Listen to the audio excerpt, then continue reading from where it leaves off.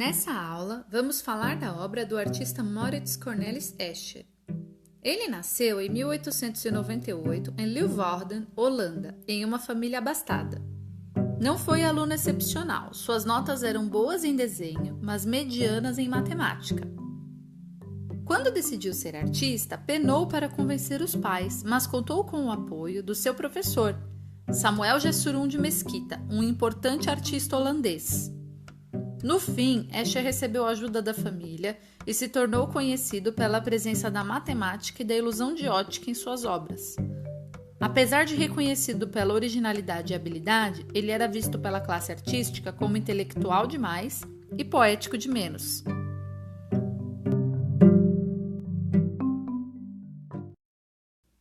Em 1922, o artista viajou pelo continente europeu. Em Granada, na Espanha, visitou os palácios do Alhambra, cujos mosaicos mouros o fascinaram. Ele copiou os desenhos e descobriu os segredos da divisão regular de superfície plana, conceito matemático que o inspiraria na carreira. A partir de 1936, Escher fez outras viagens e estudou simetria e ordenação. H.S.M. Coxeter, um dos famosos teóricos da geometria moderna, se entusiasmou com os desenhos de Escher e o convidou a participar de uma de suas aulas. Se decepcionou. Escher não conseguiu acompanhar o conteúdo apresentado, nem mesmo quando o professor discorria sobre as teorias que o artista aplicava intuitivamente em sua própria obra. É preciso lembrar que Escher não era matemático. Ele era um artista com sensibilidade para criar as suas obras e cuja peculiaridade de seu trabalho está no fato de ter a geometria como uma grande contribuição. As principais técnicas empregadas por Escher foram a xilogravura e a litografia. A primeira consiste em criar desenhos em relevo em um bloco de madeira sobre o qual se aplica tinta. Na segunda, usa-se um pedaço de pedra plana desenhando-se por cima. A geometria em Escher se destaca pela simetria, que é inserida na divisão regular de uma superfície plana. De uma forma bem simplificada, podemos dizer que a simetria é a obtenção de partes idênticas de formas em uma figura. Há três tipos de simetria: simetria de translação, reflexão e rotação. A simetria de translação apresenta a figura deslocada, ou seja, ela desliza em uma determinada direção paralela a si própria, sem rodar, mantendo-se inalterada quanto à forma. Observando a obra de Escher, vamos começar falando da simetria de reflexão. Se olharmos bem a obra, veremos uma divisão em três partes refletindo os lados dos três morcegos no centro. A metade da imagem do morcego se reflete para o outro lado, conforme mostra a linha vermelha. Da mesma forma, é possível ver a imagem do morcego refletida em outras posições. Contudo, algumas partes da imagem são idênticas e podem assumir a forma de outras partes através da rotação, como podemos ver ao rotacionar uma parte e ver que ela pode ser posicionada como a outra. Nesse caso, temos a simetria por rotação.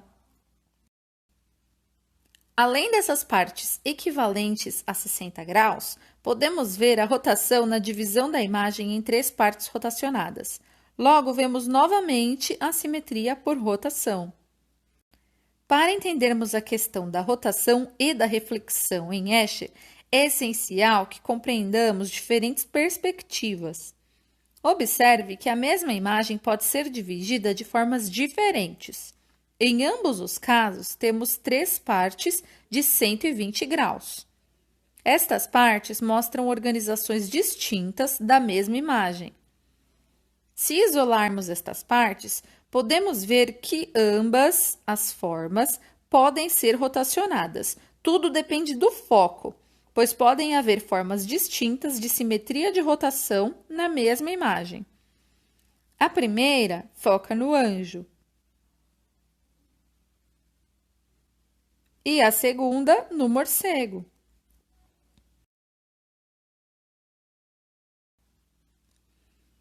E se voltarmos às partes de 120 graus, podemos ver a simetria de reflexão representada de formas diferentes na mesma imagem. Vamos focar agora na divisão regular de superfície plana. Na divisão regular de superfície plana, tanto os Mouros como Escher usavam triângulos equiláteros, quadrados e hexágonos regulares. O que estas formas têm em comum? Elas são polígonos regulares e congruentes. Por que não as notamos nas obras de Escher? O artigo A Matemática através da Arte, de Patrícia Sampaio, ilustra o processo. Começamos com um triângulo equilátero, isto é, um triângulo cujos lados têm o mesmo tamanho. Cada parte tirada de uma lateral deve ser acrescentada à outra. Assim, a nova forma criada terá a mesma área que o triângulo que deu início a tudo.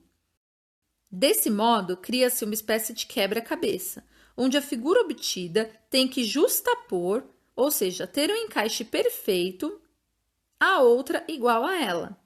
Aqui temos, literalmente, um quebra-cabeças inspirado nos peixes de Escher. Para entender os padrões das formas geométricas, vamos analisar uma obra de Escher. Olhando de perto, podemos ver as linhas que delimitam a superfície plana da obra, mostrando a organização do artista. Essas linhas formam quadriláteros, mais especificamente paralelogramos. 2 desses quadriláteros se completam, formando a figura do nosso quebra-cabeças. Nesse caso da obra Lagartos, temos quadriláteros cujos lados possuem o mesmo tamanho. Esse quadrilátero se repete. Observe a peça padrão. Estes 4 quadrados trazem os lagartos em outra posição, formando o padrão das cabeças se encontrando. O arquiteto e professor Roberto Pompeia explica no vídeo Escher e a Geometria, do canal Nova Escola, que nessa imagem há 2 eixos ortogonais em uma estrutura tetrâmera. O arquiteto também explica que esta outra imagem traz triângulos sobrepostos. Os triângulos equiláteros apresentam os mesmos padrões de imagem, como pode ser visto nas cores vermelho e amarelo. Em azul e verde, podemos ver os triângulos isósceles, que também têm padrão de imagens que se repetem. A arte de Escher pode parecer meio confusa, iludindo a nossa percepção plana e espacial, mas ela constitui um ótimo exemplo de integração entre a arte e a matemática. Espero que tenham gostado da interdisciplinaridade.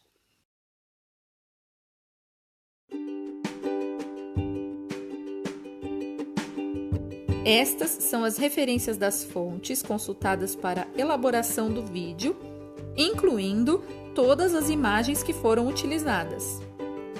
Muito obrigada por nos assistir! Esse vídeo foi elaborado pelas professoras Elizabeth Carolina Tenório Calderon, com apoio matemático da professora Nair Matico Hara. Até a próxima!